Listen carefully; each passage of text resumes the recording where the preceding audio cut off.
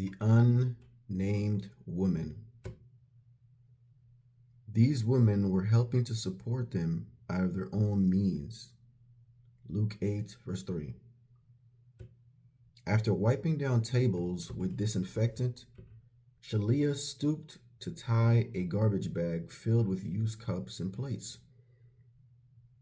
She heaved the bag over her shoulder and turned to survey the church's multi-purpose room.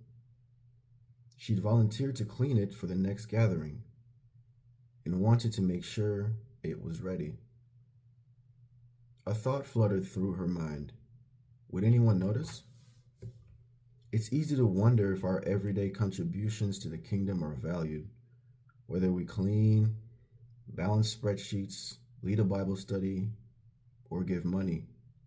So many of us remain unseen in our places of service and unnamed in public commendations. In Luke 8, 1-2, the historian catalogs the faithful service of women in the ministry of Jesus. He lists 3 by name from among the women freed of evil spirits and diseases: Mary of Magdalene, Joanna, the wife of Chuza, who managed Herod's household, and Susanna. Then Luke says many others were helping to support Jesus and his disciples out of their own means. Luke spotlights these unnamed women who invested themselves in supporting the gospel, and so underlines their value.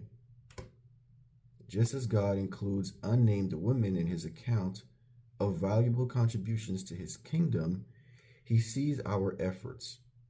He knows our names, John 10:3, and he sees our investment in his work, Hebrews 6:10.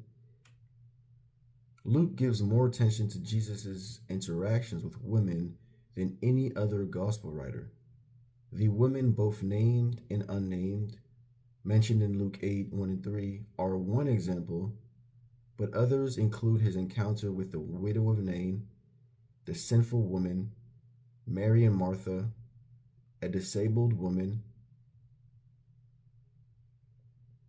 and the woman who mourned and wailed for him prior to his crucifixion.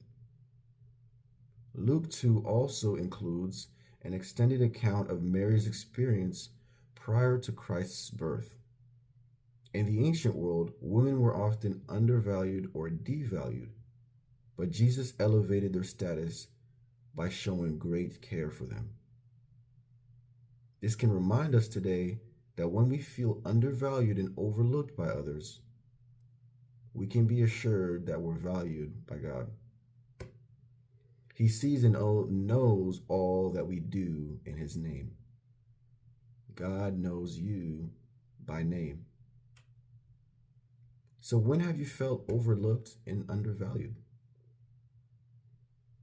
And how does knowing that God included unnamed women in his catalog of contributions encourage you?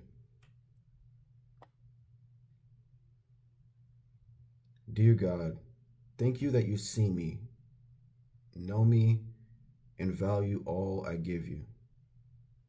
God made you with a purpose. Right? So even when others undervalue you, even when others undervalue me, we need to remember that God sees us. I need to remember that God sees me, right? God sees every single one of you that are working behind the scenes, behind a big project, and the boss is the only one getting the credit for it. And you're sweating, you're putting in that time, right? You're finishing that project late that night, but no one recognized it. No one gave you an applause. Everyone just noticed the person that was in charge of it. And you're feeling like, what's even the point of even doing this? Like, I know it's for a good reason, but what's the point of going if I'm never noticed? Can anyone ever give me an applause, right? But then we also have to remember, right? Even as hard as that is, I get it. That God sees my work. God sees your work. God sees our work, right? So now we can humble ourselves and still patiently work quietly and ask God to help us do better in that field, right? Over time, that boss might notice you. that boss might put you in a better position. I don't know that, right? Or you might still stay in that same position, and that's just where you need to be and to do your part, right? So let's do our best, and let's not work like we're working for men, but let's work like we're working for God. So thank you for joining me in today's Our Daily Bread reading. I will see you guys in the next one, God willing.